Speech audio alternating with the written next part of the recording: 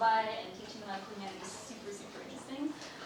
Because, I mean, we've talked about historical methods, research methods, and teaching is kind of one of those things where you construct a narrative that's really restricted to the semester and to however many classes you have. So it's a really confined kind of format. And by way of introduction, my name is Lan. I am a postdoc at the Center for Science and Society. My background is in science studies and anthropology and history.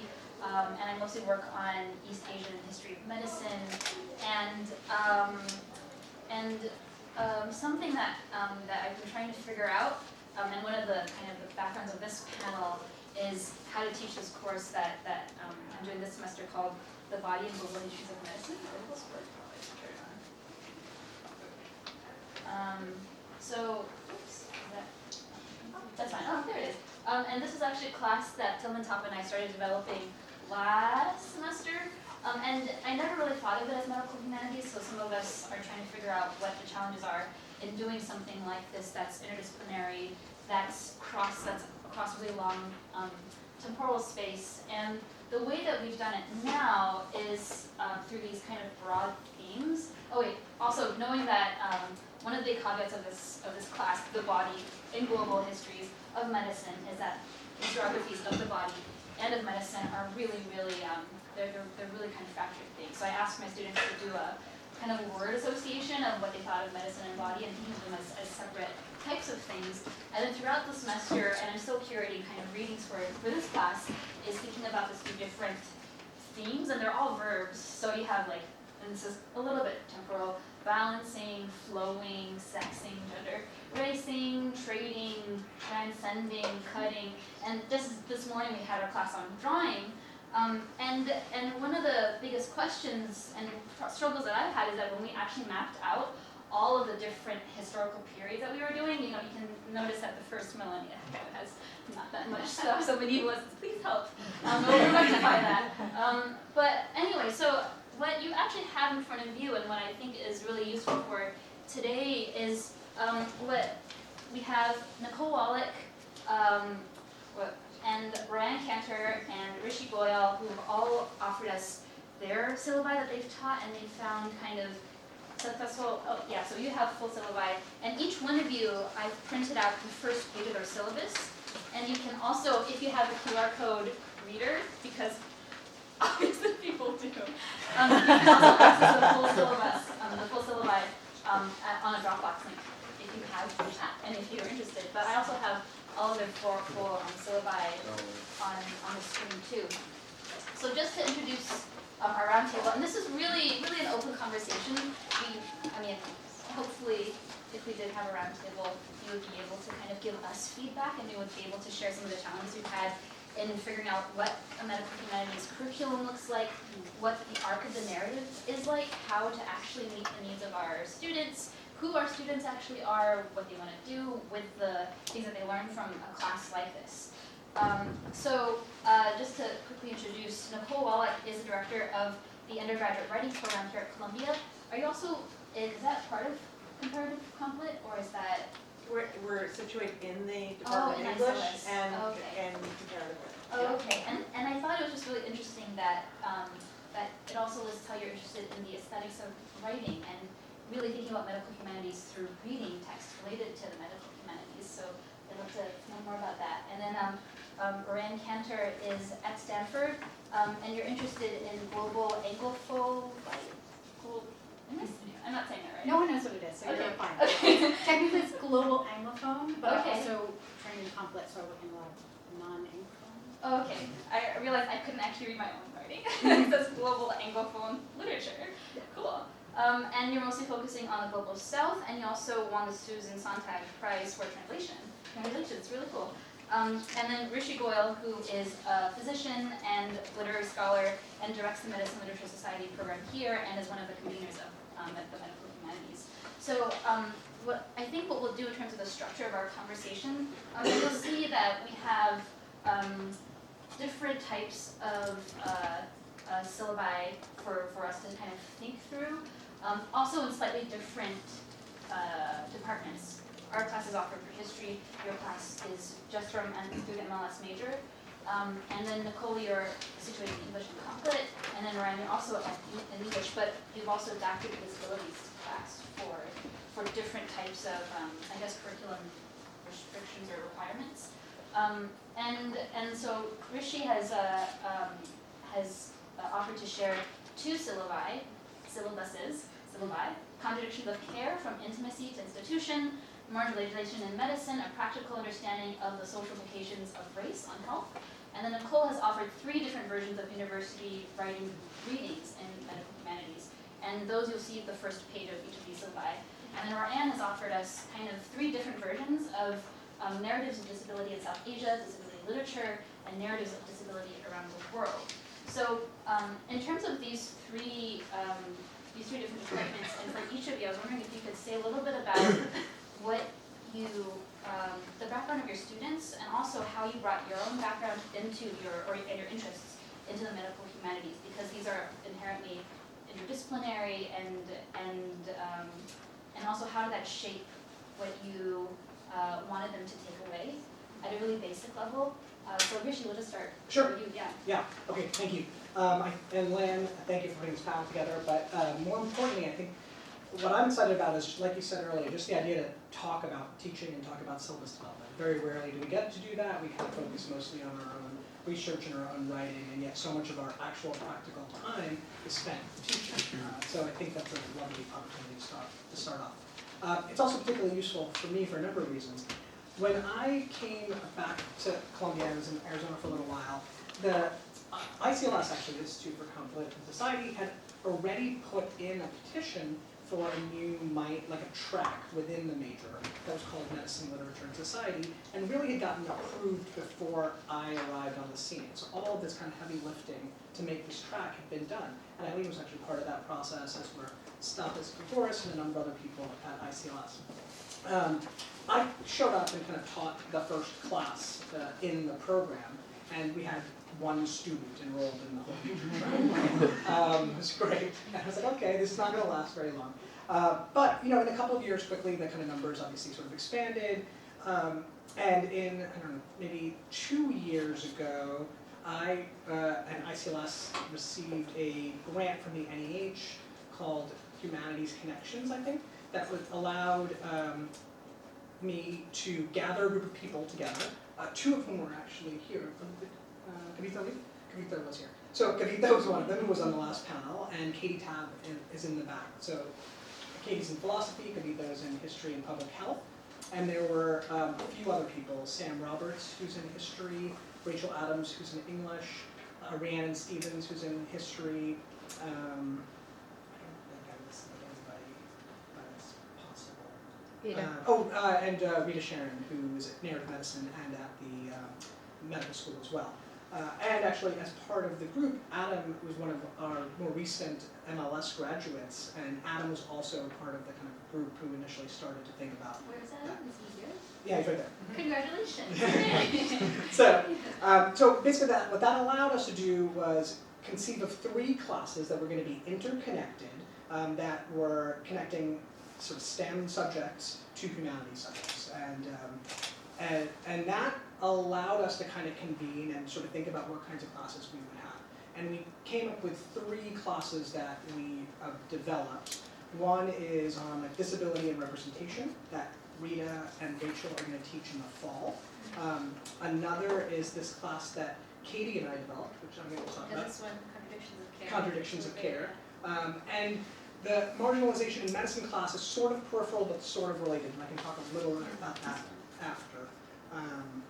And what kind of this, I think what the ability to create these classes has allowed us to do is actually move this year from a track within ICLS to a standalone major. So that still going through kind of the state approvals, but it's been approved by the Committee on Instruction here at Columbia. And I think a lot of it is because of the kind of interdisciplinary development and connections across history, philosophy, public health, the medical school, suggesting that there's some value. So maybe that's what I'll say about the Contradictions of Care class until we talk about it maybe more specifically. Marginalization in Medicine, I just want to briefly say, I think it's a really fascinating class for me because it wasn't one that I wanted to teach or had even come up with the idea. It was two students who were, I think, juniors. They were both pre-med students. They were both African American, and they said, you know, we don't have enough classes on this kind of race and health and these kinds of things. I'm like, that's great. You should go talk to these 3 people, and they will help you figure this class out. Those people were, I don't know, on leave, or this or that, or just didn't, for whatever. So then they came back to me again, and I was like, okay.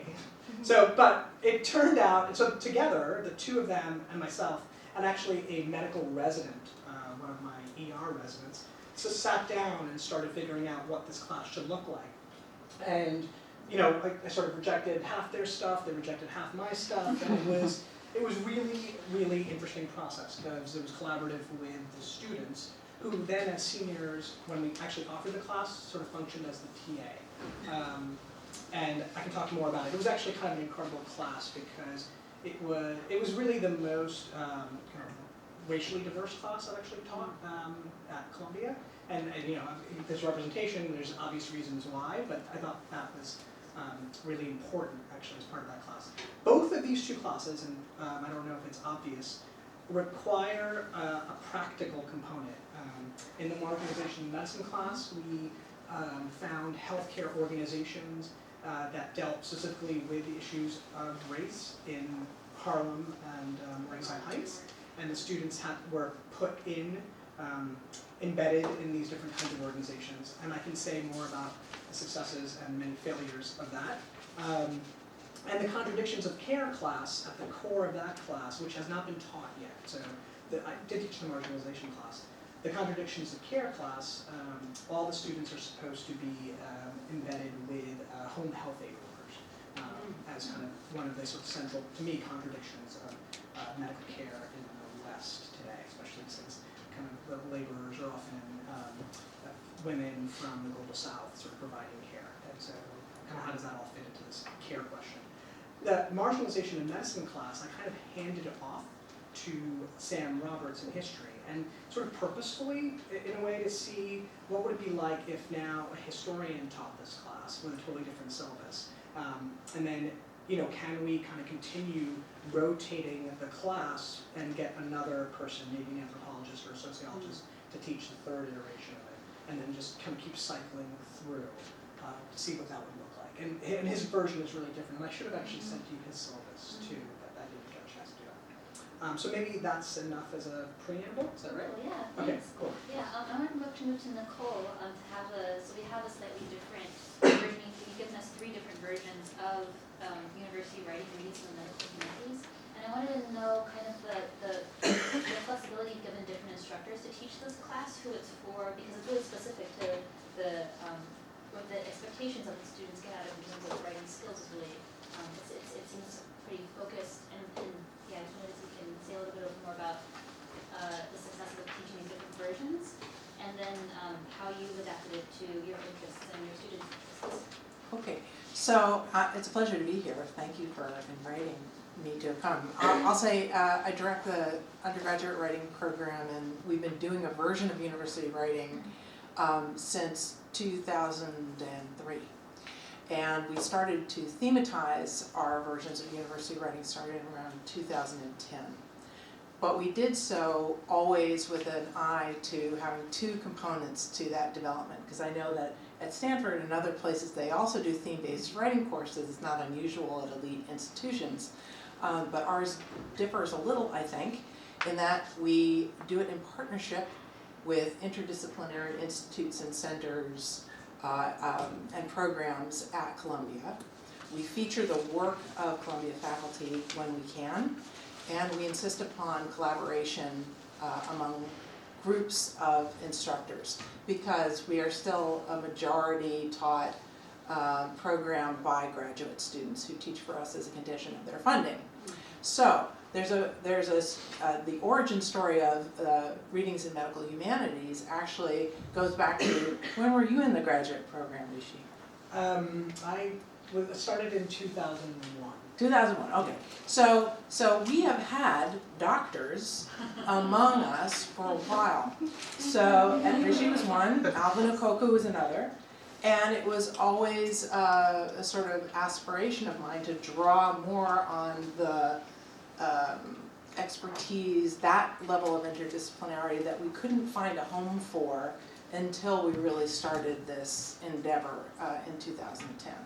And now we teach 8 versions of this themed course in these different clusters with different groups. So, so the core thing about university writing is that it's not a writing course, it's an essay writing course. And that's a meaningful difference to me because, as I say frequently, an essay is the piece that you write to and across specializations. When you're trying to work across disciplines, that's the form that you turn to frequently, rather than our jury-journaled articles. And when we're trying to move between the world of our specializations and the broader public. And so for me, this as a goal of first-year writing is paramount. The way we derive these courses and create these courses is first we find the right partner. So we found, when I heard that Literature Medicine Society was a thing, I got in touch with Rishi and I said, let's do this version. He said immediately, okay. And faculty from there proposed possible readings for the course. This would include maybe texts that might appear in future classes that students might encounter, just stuff they liked, their own things. As you'll see on my version of the course, I taught Rishi's essay, which had everybody, using the word neoliberalism in interesting ways, like a new toy, they hadn't tried before, it's all right. And it's very important. So what happens is that in the group of a cluster of, say, 5 or 6 instructors, maybe one of whom will be a lecturer and the others will be graduate students, we'll choose one text that we promise to teach in common. So you'll see some common piece. Sometimes more than one ends up appearing that way. But we will promise to choose one in common. We'll do an event in common pertaining to our theme. And then the instructors have actually quite a lot of leeway when it comes to choosing other texts that we all help vet. Only the primary standard of judgment is whether the piece could be understood itself as an essay. Because there are so few readings that we have time to teach, given everything else that we're teaching, we want to make sure that everything we're showing them, whether it's Joanne Hebba's Sick Woman Theory, or Hirsch's piece on the socio-anthropology, Jennifer Hirsch's piece, we want it to still be in the realm of the essay, so that they can work as models of emulation, potentially, or possibilities. What's a conversation essay, the conversation essay? So the students write 4 essays in the course. And all students across all sections of university writing write the same 4 pieces. It begins with a response essay, meaning a first piece that focuses on one text. The conversation is the second, where they create an intertextual conversation among 3 or 4 sources that we choose in order to read a phenomenon of their choice. The third piece is a research-based essay. It's not a research paper, it's a research-based essay, right? So it's not a data dump. And the fourth is an op-ed that they submit for publication to real places. And out of about 2,000 students who have taken various versions of university writing, approximately 200 have had their pieces published everywhere, from the South China Morning Post to the Washington Post to HuffPo, etc. That's really cool. Yeah, and then Roanne, because you're also teaching classes in Complet and in English. Yeah, so I can explain that. This is the fun phenomenon of being a contingent laborer for several years. So I developed this course when I first graduated from graduate school, and I was going to a 1-year visiting assistant professorship at Brandeis. And it was sort of just, I was asked to produce 5 syllabi in one day. And so I produced this course that was based on, personal interest and experience. It's kind of archive that I had been building up for myself for no particular reason. And my sales point of it was that they had this concentration, I think called Health, Science, and Society, like HSS or something like this. And then maybe they could tie it in, and they have a disability research center as part of a larger policy center at Brandeis. I'm paying attention to you. And I come in the door the first day of teaching that class, and I realize that all of my students are pre-med. And I really had not thought about this as a pre-med class, in part because there's some problems with teaching disability as a medical humanities subject, because disability is not merely, or even in some cases not at all, a medical condition, it's a social condition, right? And so I feel wiggly about that, but I also feel that that's a really important thing to tell to future doctors.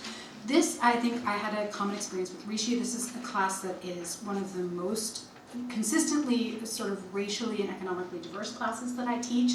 Being in English, a lot of our majors, the stereotype is that they're more financially secure, they come from more upper middle class backgrounds, and that's not necessarily true of pre-med students who kind of see medicine as a doorway into a more secure financial future. And so I tend to get a really big variety of students from a lot of different backgrounds. I then moved on to a 2-year position at Harvard, and I taught this class again. I was in an English program, I went to a complet program, and went back to an English program. It was a lot of fun. So I could change up the ambit, and once I realized that this was a successful program, I decided that I wanted to also open up the geographic ambit, try and teach it a few different ways. So then I did sort of like a global disability, with global meaning here the global south. Now that's a problematic term, but it also happens to cover the areas that I work on. I work in Latin America and South Asia, the languages that I can cover, the places where I felt I had adequate expertise. And so this one was a little bit more fun because I got to use some of those other skills a little bit more. But it was also difficult in a certain sense because in the first class I was able to focus on a region, and I had a lot of students but very few students of South Asian background, and so I literally had one woman, really sweet woman, who is Haitian American. We got halfway through the class and she said, "Wait a second, is India a poor country?" And the reason is because her context for Indian people is the students that she's surrounded by tend to come from backgrounds that are a lot more economically secure than her own background. And so, there were certain things that we could do in a regionally specific class that we couldn't do in a global class, and vice versa. And then finally, now I've come to a tenure track position at Stanford, and so I'm teaching a class as an English class where I literally have a cap on the number of objects that I can teach that come originally from other languages. But each time I've taught this class, its enrollment has nearly doubled. So it is really, really great to try and reach out to pre-med students. It's been really successful for me. And we're getting to the size now where one of the problems is that it's actually too big to run as a seminar, and I think it's sort of important when you're unsettling a lot of givens for pre-med students who are very science-based. When you say, actually, this is a social category, actually what you think of as being a healing technology can be very violent, these kind of things, that makes a lot of space for them to talk.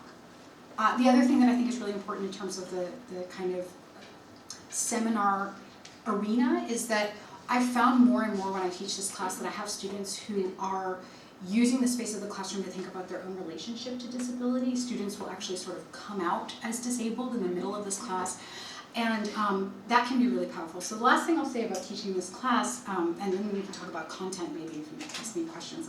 I have a lot of thought about content. Or let me say 2 more things. One, a surprising and positive but also terrifying effect of coming to Stanford is that Stanford is in the midst of a student-driven development of disability studies as a curricular feature. So Berkeley has like a fantastic and really robust disability studies and disability support system for their students, and Stanford kind of looked across the bay and they're like, we need to catch up. And now I'm in the position of kind of holding this on my shoulders as they're trying to decide where is the institutional home of disability studies at Stanford.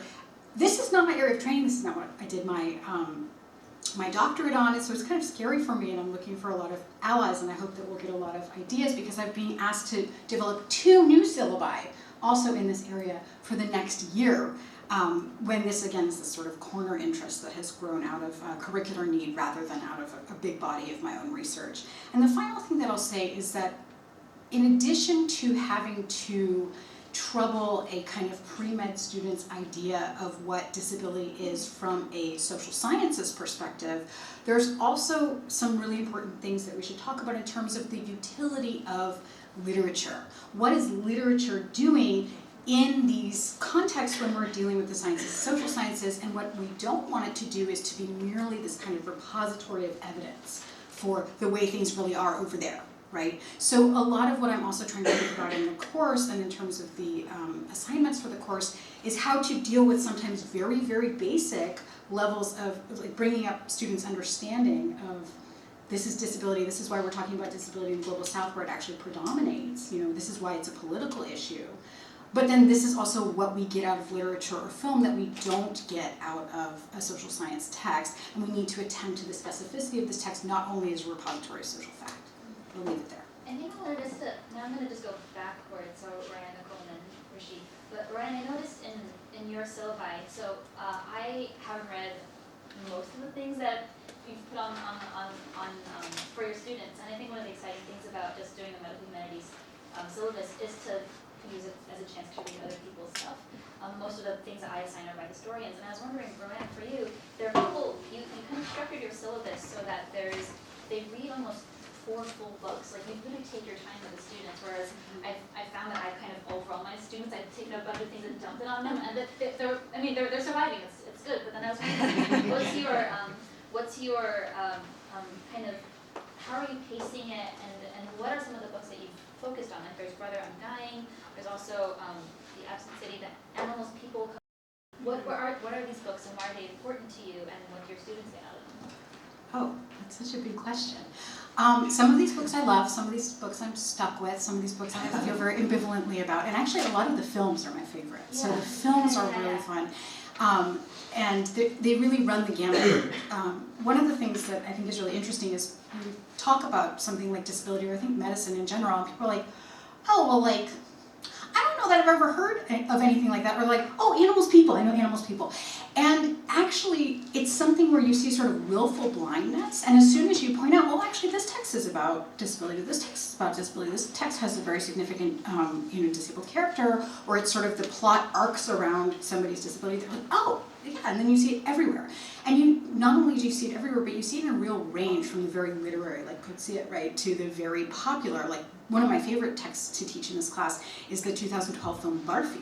And not only because it's like really fun and the students get really into it because it's about young people and sex, but like also because it's not just, this is where we get into the question of why am I teaching these texts and how am I approaching them as literature, as film? This is a text that's not just very, very interestingly focused on the social experience of being young and disabled and trying to find romance. It's also really interestingly formally engaged with what it means to be deaf and not to be able to speak, right? So I do not remember who it's directed by. It's a popular Hindi film that came out in 2012. And I think, yes, in a very problematic role.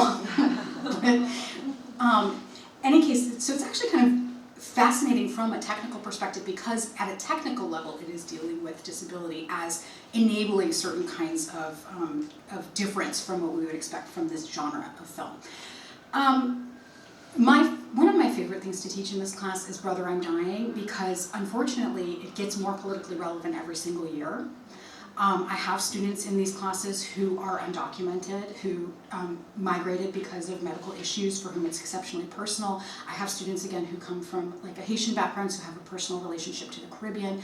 And the fact that this is a true story, and yet it's also sort of structured, it has that literary quality, it's not just a fact dump, but that something about reading it in a book that almost feels like a novel, but that also has these traces of the archive, to go back to themes from earlier today, is very, very powerful for these students. And I think just sometimes having the opportunity to linger on something and think about its structuring, think about its formal qualities can be really powerful. Animals, People, again, I don't want to bag on this book. It actually teaches amazingly well. Students love it, again, because it's about sex and young people, and they're very interested in those topics. But they're also really engaged, and every time I teach it, it teaches differently. Now, I don't... No, this is Animals People. Animals Animals People by People. Indra Sinha. It was, I think, longlisted for the Booker Prize in 2006. It's about the Bhopal disaster, so it teaches, actually I think there's a personal relationship between the author Indra Sinha and the author Kim Fortune of something that we read as part of advocacy after Bhopal.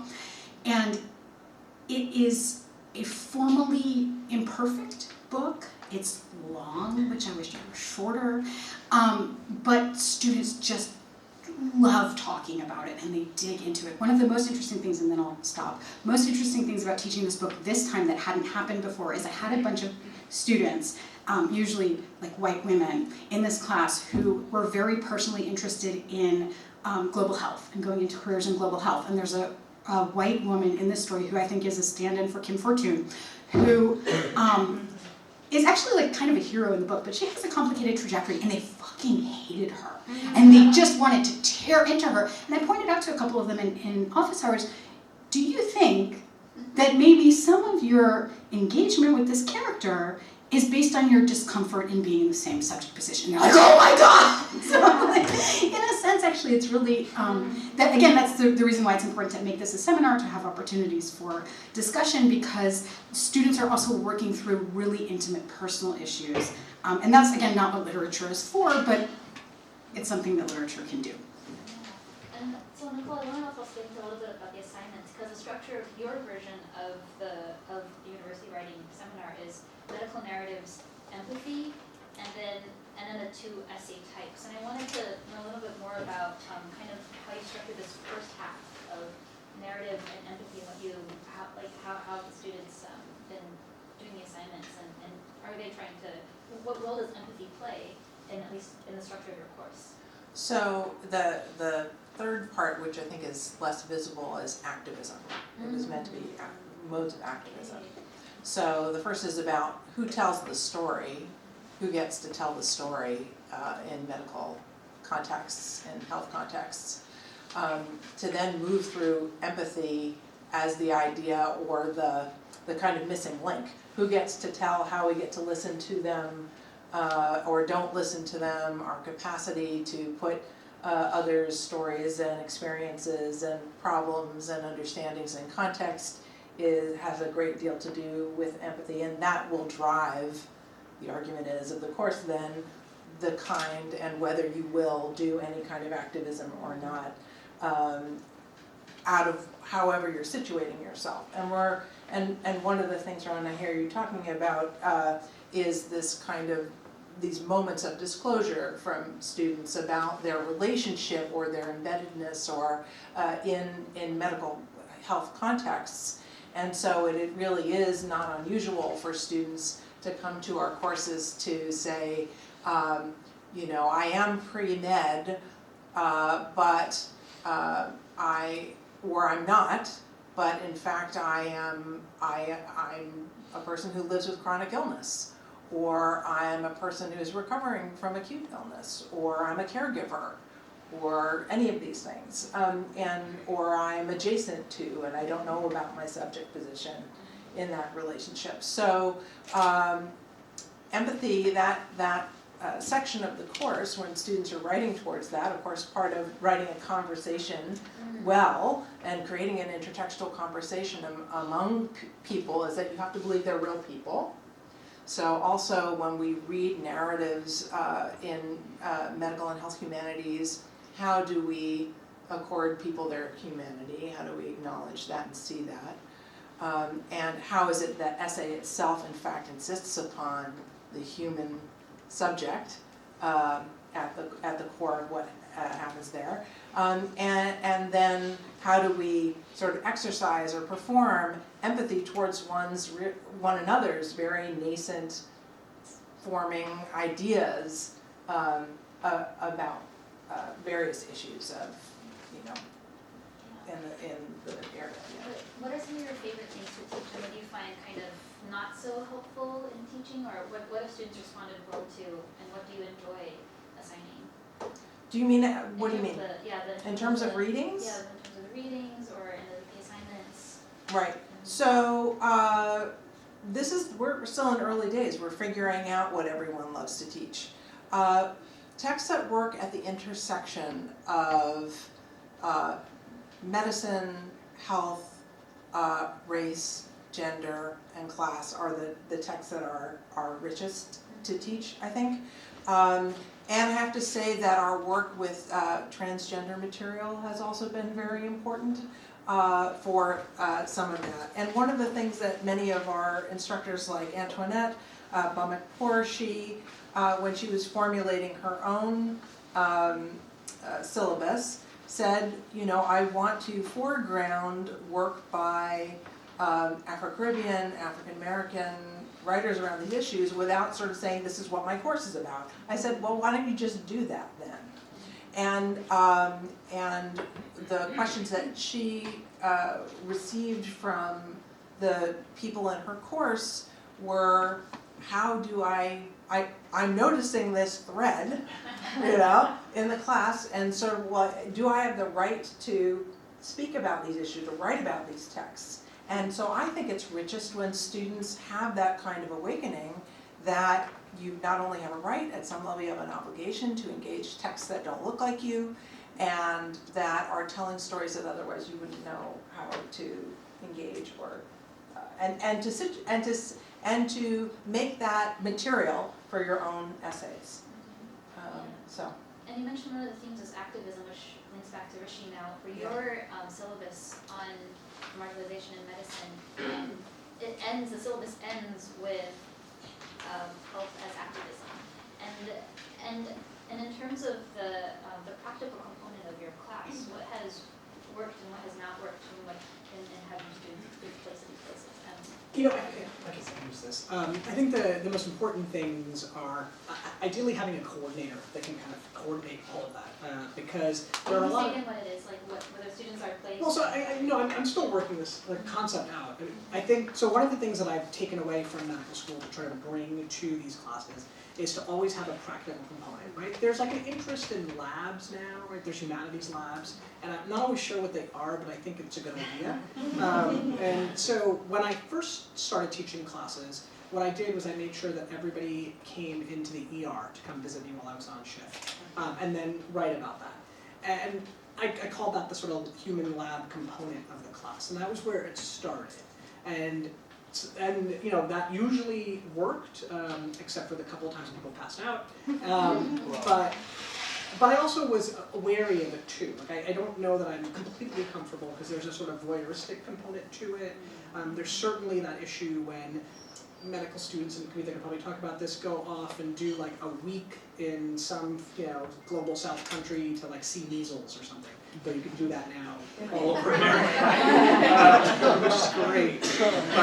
But so I'm trying to balance the idea of, is this just a kind of voyeuristic experience? I mean, students love that. You know, all the undergrads want to do it, basically. But I don't know what it's.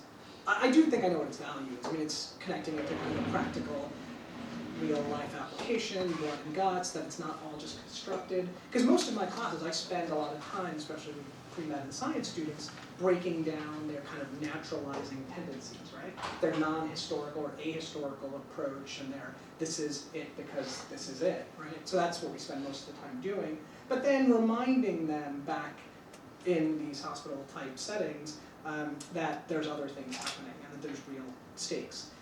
But with this marginalization class, and I think we've heard this a little bit, I'm trying to move away from the hospital, because that's not where a lot of important work is being done. It's not being done by doctors. So to try to bring in kind of health advocates, mental health advocates, you know, one of the two students were placed with like the sanctuary movement, you know, which is in churches for refugees who are there. And it's both good and bad for me, because I've now become like their de facto doctor, and that's complicated because I don't know how to create borders for myself for that, or boundaries.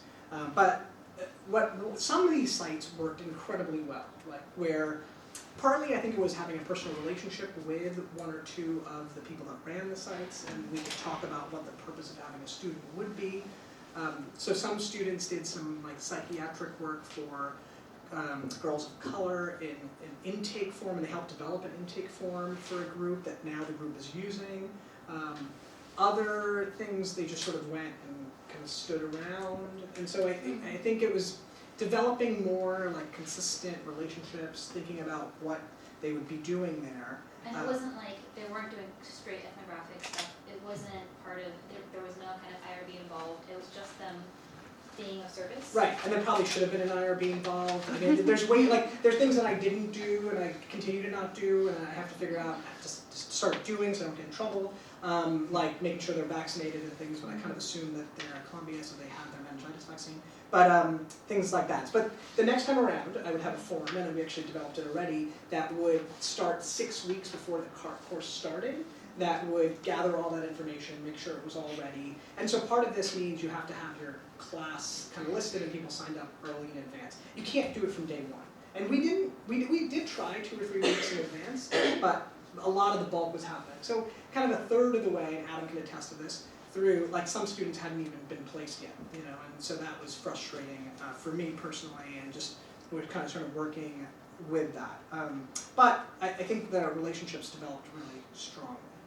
So does that answer the first part of the question? Yeah. And also the last day, I had a lot of the preceptors from the various sites come back in and kind of talk about what was happening in their various sites and what the students were doing. So. Also, one thing I noticed that was different in your syllabus is that you like made a distinction between, is this a book? Is this a book chapter? Is this a journal article? Is this a short story? Is this a film? Is this a podcast? Is this a news article? Is this an editorial? Yeah. And in terms of just this kind of wide variety, like you're making sure they know the format, which is actually something that I didn't think to do, mostly just because I'm designing a lot of book chapters and Right. articles. But it's I didn't do that actually. That's a residue of the students. Oh, okay. Like, and then That's I sort of great. I maintained it because it That's did seem interesting. useful. You're right. I don't typically do that either. Like really kind of shout what the thing is. Yeah, and it kind of it makes me think again about just how much of a mosaic a lot of teaching this kind of course is, and let's maybe scale it up in terms of this last theme with the institutional support. How do you see this? I mean, you mentioned that you want to fix these kinds of classes for posterity and to have a really set curriculum.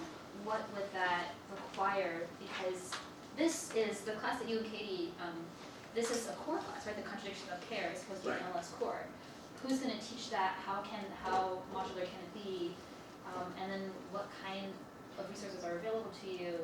And Yeah, all of those are still questions. So I think that there's 2 things, right? To what degree are these classes like metonyms for the entire program? And I think that's, except I'm trying to do both at the same time. Right? I'm trying to develop these individual classes with works that I love. I think both of the things that resonate with me, Nicole, you said, like sort of secreting in a certain kind of theme that you want the students to kind of, that they like emergently feel is very important to me. So my texts are really across the range representational I don't say that, but that happens and that's very important. And then there was something else that Roanne said that I kind of gelled with me as well for the individual class. I can't remember, maybe it'll come back. But I'm thinking about the extent to which these classes then become, what does it mean for a class to be a core class? And why is this such a core class? And I don't know the answer to that. But related to that, and I'd love to hear what everyone else thinks, is, so I just got an email today that there are now 85 medical humanities or health humanities programs being offered across the US. And that, even from 2 years ago, that's a jump from like 61 to 85. And the NEH, again, I sat on a funding, I went on the other side of the funding to offer funds for people. And so many of the kind of STEM to humanities programs are all being couched as humanities and medicine programs. And we can probably ask ourselves why they're not humanities and physics programs or something like that, which might be interesting. But so, now, is this growth happening too fast? Are we going to see like a huge expansion and a big contraction?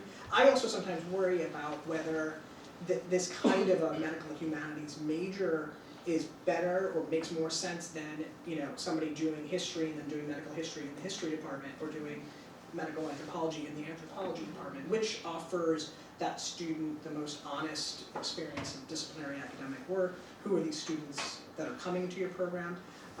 And I have a personal sort of sense about, I don't want this program for me to be a pre-med program, so I'm very I'm very conscious of how I tailor it so that really only about half of the students end up being pre-med and the other half go on to graduate school or, you know, writers or public health or whatever else, but that's sort of consciously an important part of it for me. Because I think if we opened it up, like I have a number of requirements, and if they got opened up, it would be a very big program.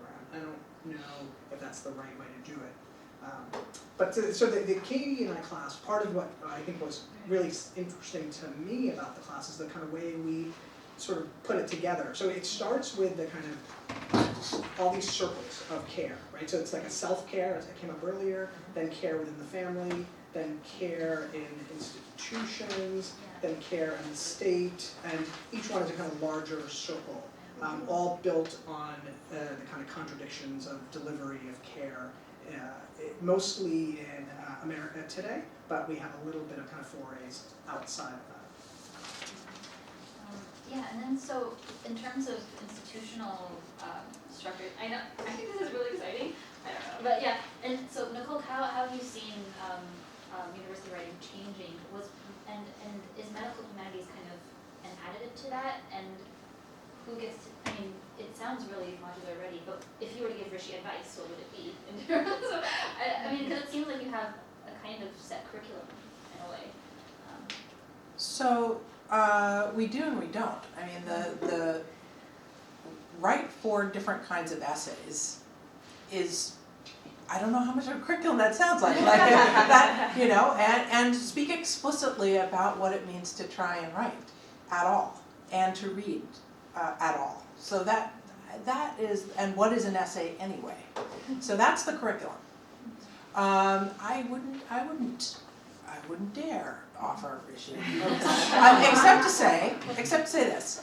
I wonder what it means to try and use the written space, all these things that we're assigning, as a site of activism, as a site of action in our fields. So it's not simply the invisible medium through which we are, you know, circulating our knowledge and, you know, doing our projects, but it is itself something that we need to, you know, engage as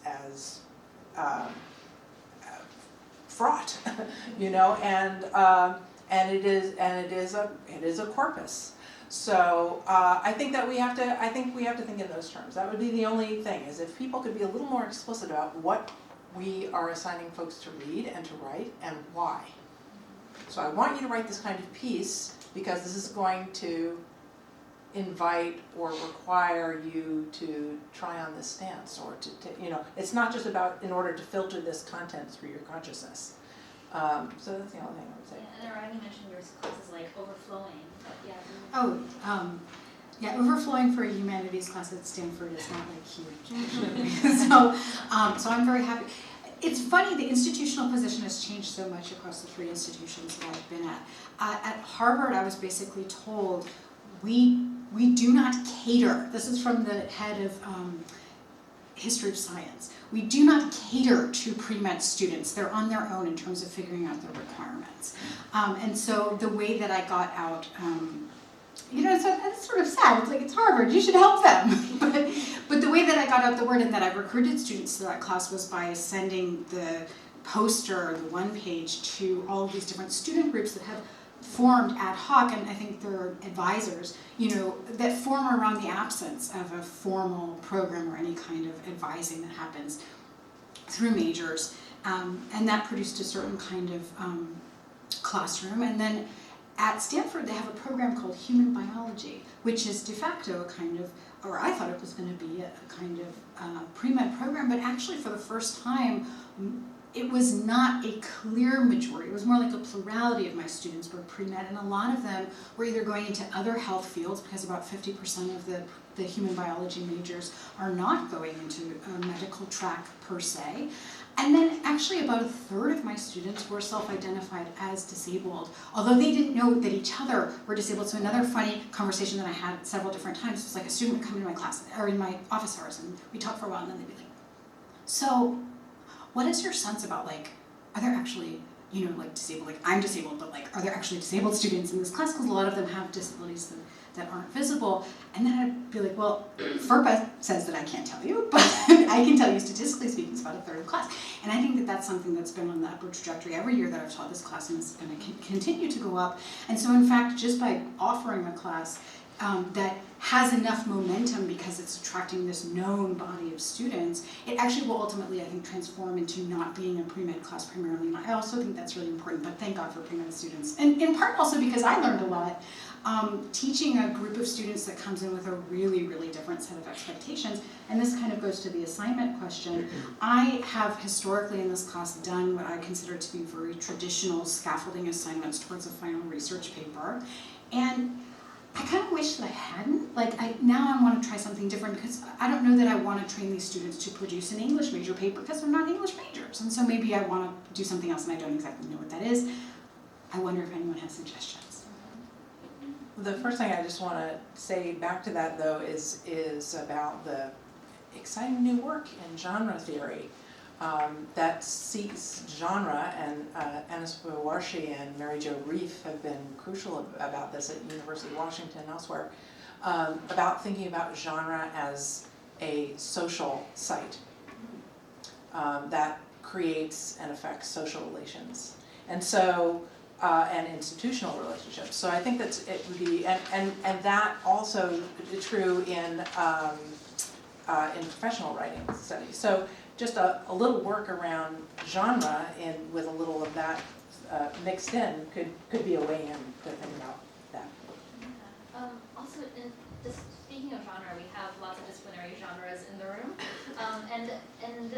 and so now we're just kind of opening it up because I mean, previously we were thinking about what's the role of the archive in historical and like in writing histories, but then also what's the role of history in medical humanities. I mean, as a historian, I wonder. And it might be related to the question of canons too, right? Like, is there a canon for medical humanities? And I think that's a question that I always kind of ask myself. And again, it goes back to I have not read most of the things I watched. What is it? The movie about AIDS in South Africa. What is it? Oh yes.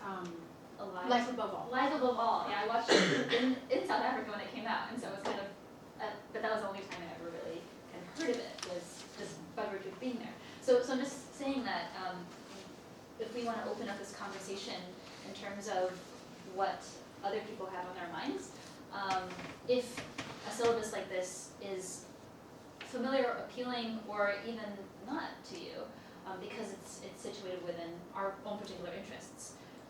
Yeah. Thank you so much for organizing this panel. I have so much on my mind.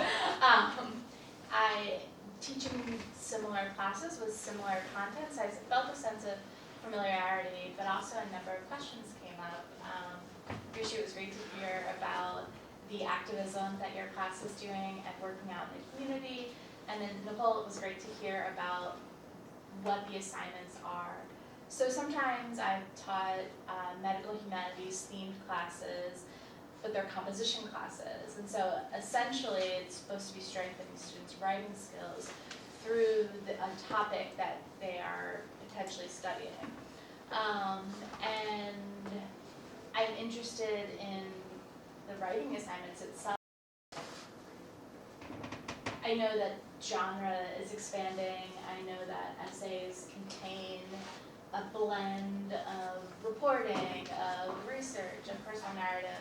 But typically in college classes, those things are not always welcome. And so I'm curious about the role of personal narrative in some of the essay assignments that are assigned, those 4, if you allow for that.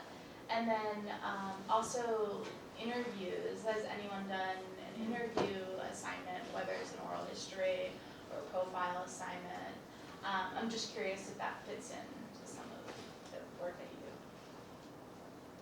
do. Well, you have a former student from University of Writing sitting next to you who took this section of medical humanities just in the fall, was it? Yeah. Yeah. Camille, did you want to say? Yeah, of course.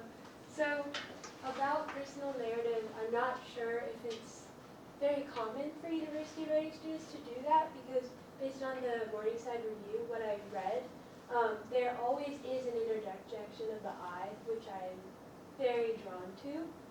And so for the research-based essay, I did decide to go back to one of my experiences in a medical field and just parse that.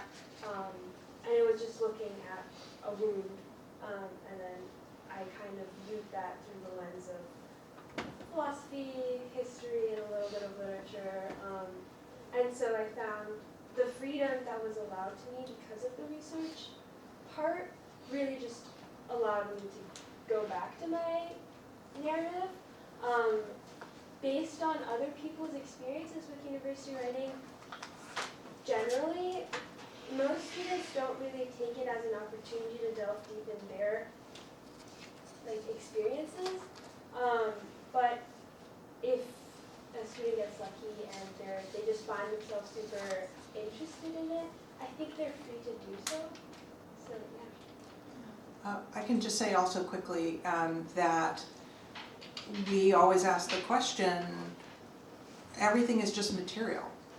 And so at what moment do you need first-hand experience rather than personal experience? First-hand experience in order to decide whether it will rise to the level of evidence, right? So it's not about like, I'm going to go use my personal experience, it's already evidence, it's not anything. It may be a narrative if you write it well, but first let's teach you how to do that. And how to sort between the narrative that is simply personal to me and the one that in fact has reach, right? And so the tenets of narrative medicine have that also involved. Now, of course, there are plenty of blogs around that too. And when you write an op-ed, it may be very salient for you to write from those experiences or not. And some people also, for many incoming college students, whether they're so-called traditionally aged or not, they've been asked to write about their firsthand experience in a quite impoverished way. And so often they're ready to make social critique that isn't necessarily located solely in their ethos as an 18-year-old or a first-year college student. Yeah, well first, building off, I think that's so true. I think in fact there's like a kind of crisis where students are asked, especially at elite universities like this one, to really craft a very tight narrative of their own experience as a blank, right? Because that's what gets you into college. And so part of what we do in the first years is actually break them out of that a little bit. And that might be different at different institutional contexts. Now, I also love the idea of asking what is evidence because, again, teaching literature, right, it asks students, there's a recent article on Form that's like critiquing Carolyn Levine. It came out from Kramnik and Nersessian. Some of you are nodding like you've read it. And it's about this idea of what constitutes evidence and how it's difficult for the humanities to actually communicate what constitutes. I had not read this. I will write it down later. I'm not going to be able to spell it out loud. This is where my minor dyslexia comes up. But this text is about the way that actually evidence in the humanities doesn't look like evidence to STEM fields. And this is something that I deal with all the time in these classes. So for example, going back to Animals People, my students really hated this one character. And I was like, well, okay, I see what you're saying, and there's a lot of valid critiques to be made of this character, but there are limits to what you can say, because structurally speaking, the novel believes this is a good character, and I can show you a body of evidence based on the comedy structure of this novel, where everyone gets married at the end and she marries one of the heroes of the novel, that the author is suggesting that he thinks that she's a good character in the end, right? So kind of threading the needle where not everything is just subjectivity for especially students who are coming in from a med or some other kind of STEM field is actually really important. And then finally, speaking to the idea of the canon, which we haven't addressed as much, I would say first off the bat, there are two texts that have been talked to me as canonical texts, and that one is The Spirit Catches You and You Fall Down. These are relatively recent texts, but ones that have been taught as kind of like opening up space in this field. Again, the head of history of science told me that he felt the way about this text that I sort of feel about Animals People, which is he's stuck with it even though he feels really frustrated by it. And then the other one, which is kind of up and coming but has been hugely impactful, is When Breath Becomes Air. This is especially true at Stanford because of the affiliation of Colony with Stanford. It's also really interesting for me personally because in a totally unrelated project, I ended up working a little bit with the audiobook author who read that book, and the reason he was chosen is because a sample of his performance was sent to Lan Li's widow, who felt that he sounded the most like her dead husband, which is just so creepy, and it adds this really interesting layer to the audiobook reading of that And book. it's really interesting because actually one of my committee members who was a cancer historian doesn't like when Brett becomes heir. I'm not really sure. I have to ask him why. I mean, being a kind of as for him as a historian of cancer, but also reading narratives about cancer, there was something that was problematic in terms of how it's framing. It's too much. When does the personal narrative completely take over that you only feel sad, but you don't have any distance to critique it, and you can't really piece it into long historical narrative in terms of the narrative of patient as victim, the narrative of fighting the battle, and that is a political. That's also kind of it has a political history too. So there's and I hope that there's a way to kind of dissolve or negotiate that kind of tension in terms of choice and pairing readings together. I don't have anything particular to say about this, but you're bringing up a really interesting point about the idea of which types of affects, right, are the ones that we want to cultivate in our students. And it might not always be empathy or sadness, right? There are a whole range of different feelings that literature or any material that we bring into the classroom might bring up for them. Just in reference to that text, I mean, the one way that I would think about it that might be, that for me is sort of useful to use it is a diasporic text. That's when its tragedy is actually more kind of interesting to me. Kind of what are the limitations on a life that diaspora imposes? Because that's what I saw in that text. But we can talk It's a about little that. bit more about that. People haven't read it. It's about a young neurosurgeon who dies of brain cancer, right? Unfortunately, right at the end of the long, full training. It's 8-10 years to become a neurosurgeon after medical school, and so, but there's this like sort of striving for that. I mean, it's a brain surgeon, right? It's rocket science. Like you're geared when you're 4. Like his mom is giving him novels that he cannot understand when he's 9, and he's reading them, right? Like the Harvard 6-Foot Club, right? That's what he's doing. And there's a yearning in the text to be somebody that engages with other texts, but there's also not a fully developed sense of that engagement, and it seems to be coming through at the end where, and I think to me that is a kind of diasporic story that can be kind of told, and so that's what I mean by that. And the other thing I wanted to just say about form, and you brought this up, Roanne, earlier, is when we talk about form, we talk about form and genre, but the seminar is a form, right? And I think I can't stress that as much. That might be the most important, for me, aspect of what it means to teach the humanities, especially to students that are not used to it, is the form of the seminar, the address, the collaboration, the respect, the humility, the ability to not dominate the stage, to not talk about yourself constantly. Like, you're teaching all of these things we're very good at doing that. We don't say that we're doing that. And I think to me, that's one of the most useful things about thinking about how we do this teaching. If I could just say one other thing, because I have to go. Of course. But just quickly about difficulty. I think there is a way in medical humanities courses that students imagine coming into them in a way that feels different from our other themes, I'll say, that they're anticipating difficulty. They're anticipating that many of the texts will not be in a language that they recognize, or that somehow it will not be available to them. And that's maybe because of the experiences that are being narrated, or because of jargon they anticipate encountering. And so I think one of the larger difficulties is, in fact, the points of what feel familiar or overly familiar. So I wish I could hear what other people have to say about that, because it seems really crucial to us. I just want to say, in terms of for the body and global histories of medicine that we're teaching, is I really want the students to read about bodies they aren't familiar with. And sometimes for the undergraduates, there are 9 graduate students in the class and 5 undergrads. And the undergraduates, I let them choose 2 to 3 of the required readings, and the graduate students have to read everything.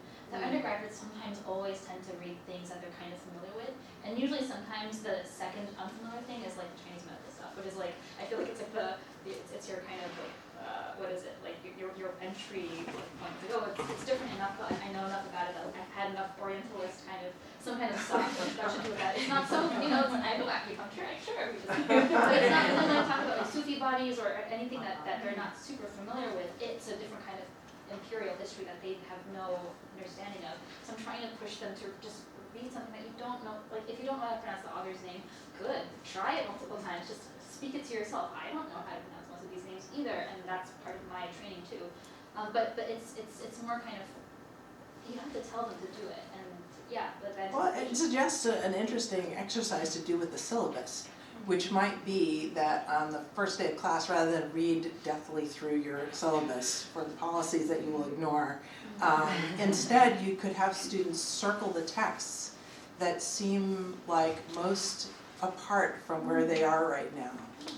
So which of these texts, here are a bunch of texts you're going to read this semester, which of these have even words in them that you don't quite know what they mean, and which of them are most already close to you. You might end up being surprised, but it creates a moment of investment. And what if they did a first reading of a text from anywhere in the course early on to say, I don't really know what this is about yet, but I'm interested in this potential part of it and look forward to talking with you about it. Yeah, just wondering about that. Yeah, cool. Thanks. And I have to go, but we have another 10 minutes for kind of open discussion. I don't know, Katie, if you want to say something about the conflicts in their class? Oh, sure. Yeah, so I think something I'm very interested in that hasn't come up so much is how collaboration needs to work in this field. And one thing that Rishi and I have talked about a bunch is when we talk about interdisciplinarity, do we mean something like people bringing different kinds of expertise together and collaborating, or do we mean that everyone's trying to work kind of at the nexus of two different fields and kind of everyone's trying to stretch themselves in that way?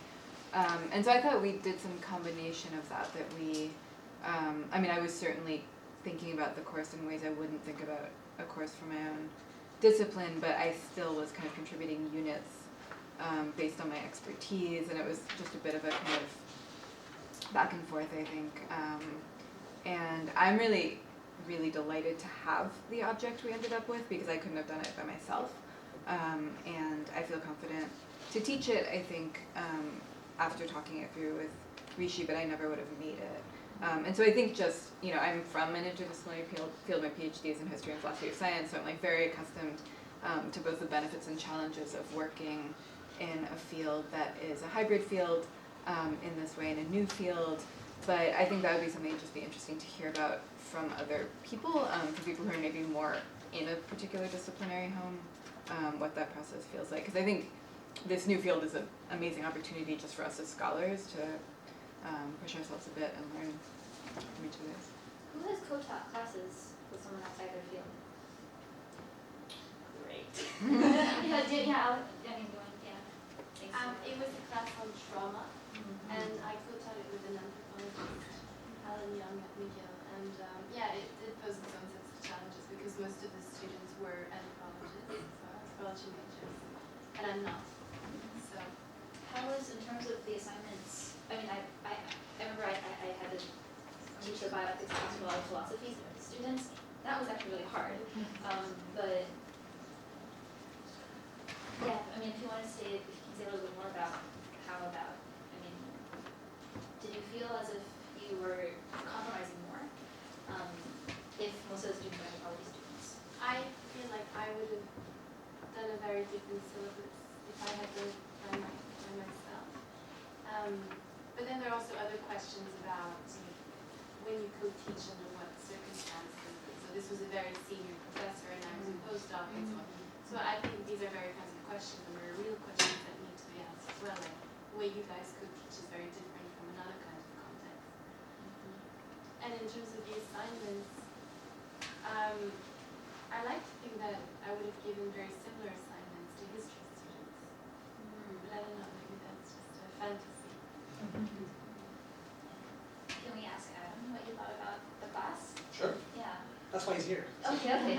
Yeah, no, I was actually thinking about that when you were asking about the role of personal experience, and I think that despite the difficulties that we faced with having the volunteer work work out. So Adam's in the marginalization and medicine. Right, this is a marginalization medicine class. Despite like the significant delay in finding out several weeks in that the group I was in this organization, part of this volunteer group called Hip Hop Public Health, that they did require an IRB, and that was like, it was far too late. But I did end up getting to have some personal experience with that, and one of the assignments for this course that came later in the semester was to write about that volunteer experience, and inevitably the readings that we all had up until that point would somehow either consciously or unconsciously kind of trickle their way in. And I don't know if you can speak about the experience of grading those papers, but I thought that was a really neat way to introduce personal experience and being able to write about like activism or volunteering or helping out. Also, what I is like that hip-hop public shared health? experience. Yeah, sorry.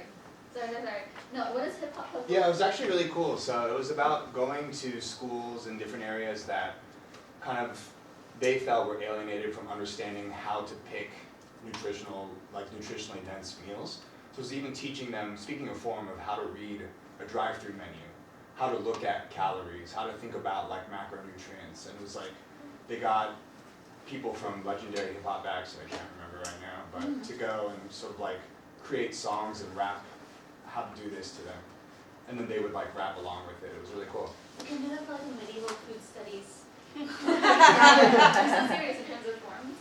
Yeah, Arden, yeah. Yeah, I am working on a proposal for a course now, and I've been forced to think very carefully about genre and the kind of written assignment in light of the fact that so much of the knowledge production in the medical humanities seems to be not in the realm of critical essays, but actually in terms of medical memoir, creative literature. And I've been considering whether the assignments I give should reflect this reality of the writing that's happening in the field. And so I've been kind of experimenting with this idea of a portfolio assignment that would include some critical essays, some personal reflections on caregiving, but then also potentially a creative assignment that could be a dramatic dialogue or a work of fiction where one imagines oneself into a perspective. And what the kind of intellectual value of that would be to reflect the generic diversity of the field itself. So I wonder if either of you have been assigned a creative thing and how you would think about how to evaluate it. So, not for this class, but actually it was the experience of teaching this class the most recent time and feeling like it was sort of pointless to make my students produce a research essay that made me develop a more creative assignment for another class. I think I have had students ask for permission to do final projects that were really off the beaten track, and I think that actually making that the barrier to entry there lower and encouraging students to take that track more would be really useful. So this sort of goes back to an earlier question about personal experience as evidence. I had a student, amazing student, wrote about, like did an interview with his brother who has CP, and just sort of thinking about them. It was actually weirdly personal for me because the way that I got into this field is my sister was sort of disabled by transverse myelitis when we were 8, and in fact I was used as the normal. So when they were testing things like her facial tension, they would just scan me. I don't remember this, but we were twins, so they're like, oh, this is more accurate than a photo. And just stand there, and they would test my face, and then they would test her face, and they would see how it had progressed. So he wrote about this experience with him and his younger brother, and this really, really rich, interesting project. Which then does sort of present, I was like, A+, I love this, but it does present different questions about grading, and I think more pertinently in terms of our students' experiences, again with students that are not used to a humanities-based class, they may be both really, really drawn to the opportunity to do creative writing, but they're also really worried about doing it wrong. They really want very clear guidelines about how to do it correctly so they can get an A.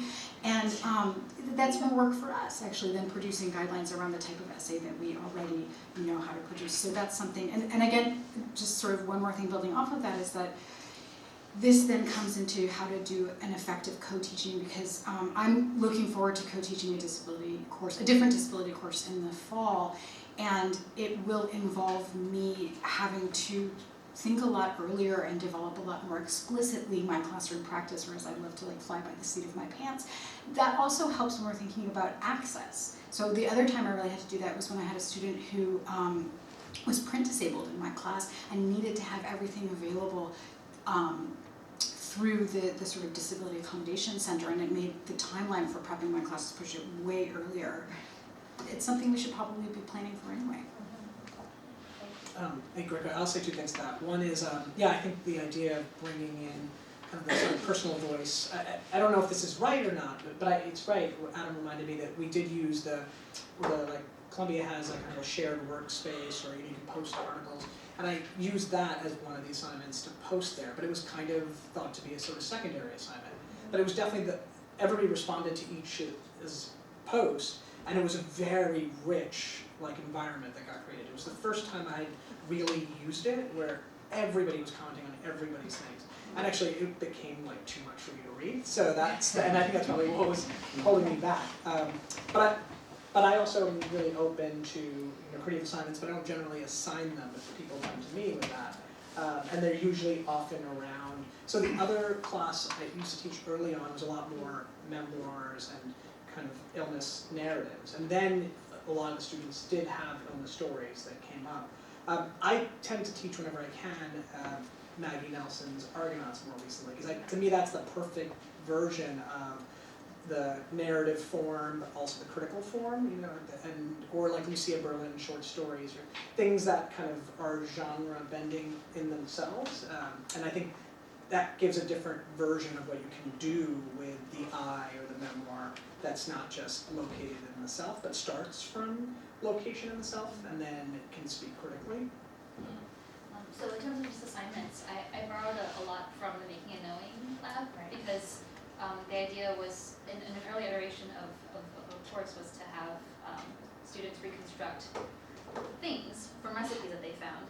And one of the things that we did for the body and Humanities of medicine is that students chose a primary source, an image that they reconstructed or they reproduced, and they would ask questions, and they would keep their images, and then what they did or didn't find legible, and this is all adapted from the MNK from a longer assignment. But what I did was I took that template and I turned it into a rubric, because I didn't know how to grade it. So I just assigned number of portions to, like, have you answered these questions? What is and these are field notes from that have been adapted. And some of the students, if they didn't really know what to do and they didn't follow the instruction, they didn't give me 3 field notes, I didn't have to like fail them. I could just knock down a number here and I didn't feel bad about it. And so there was a kind of, at least for me, it just made life easier. And then I could put comments on this. And then eventually we could just have it as a thing to share. And then that would turn into the second writing component would produce a podcast out of that, or like a researched piece. It almost sounds like a conversation essay. And then this also has its own rubric. But in terms of assignment ideas, I don't know if this is allowed in the literature. If that kind of writing is, universities would be happy with something short, but it takes a lot of time and takes a lot of thought. Please. It's my second semester in college, and like the 2 writing courses I've taken, both professors have given feedback very, very late.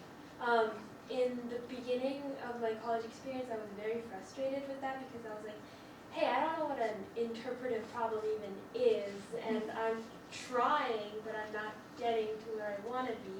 And as a pre-med student, I was even more frustrated, because I'm just obsessed with this idea of there's one right answer. And so I guess it's just my grit that like caused me to keep going and be like, okay, I need to seek feedback from elsewhere or from office hours. And so that's what I do in both classes. First semester just taught me that like you don't really need to get fast grades back from the professor, and that just makes the course all the more valuable. When this essay is due like last month and you still haven't heard back from it, an A or a B really doesn't matter anymore, because it's the experience that you went through and like how far you got that paper to be. That's very on generous its of you. own. So I think, You're making me feel better. I don't know, like maybe I'm wrong.